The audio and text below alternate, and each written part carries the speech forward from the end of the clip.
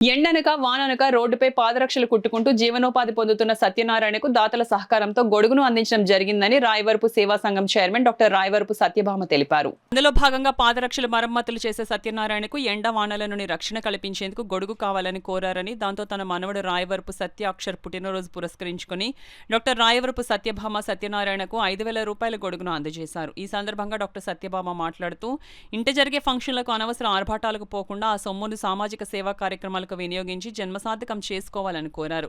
ఈ కార్యక్రమంలో మహిళా నాయకురాలు పరిమి హైమావతి పాల్గొన్నారు.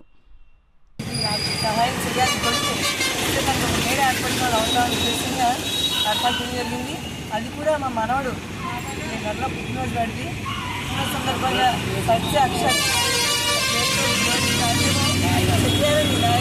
అక్షరం మా మనవడు మొదటి పుట్టినరోజు సందర్భంగా. అంటే ఎందుకంటే మనం ఈరోజు ఇలా చేయాలంటే ఖచ్చితంగా మానవ సేవ ఎన్ని కార్యక్రమాలు చేసినప్పుడు కూడా ముఖ్యంగా పుట్టినరోజులు ఎలా జరిగినప్పటికీ పుట్టినరోజు చేసుకున్న సందర్భం ఇలాంటి వారికి మనం సహాయం చేస్తే తరతరాలు కూడా అది వృద్ధి చెందాలి, వాళ్ళ కష్టం తీరాలి మనం అన్న ఉద్దేశంతో ఈరోజు కార్యక్రమం చేస్తున్నాము. సత్యనారాయణకి మంచి ఆరోగ్యంగా జాగ్రత్తగా చూసుకోవడానికి ఎండ నుంచి వర్షం నుంచి తనకి విముక్తి కలిగి జాగ్రత్తగా పని చేసుకోవాలని ఆలోచనతో కుటుంబ జీవనోపాధి కోసం అని చెప్పి ఏర్పాటు జరుగుతుంది. సత్యులందరూ ఆశిస్తున్న మా మనవడికి ఇవ్వాలని కోరుకుంటూ సెలవు తీసుకుంటాం.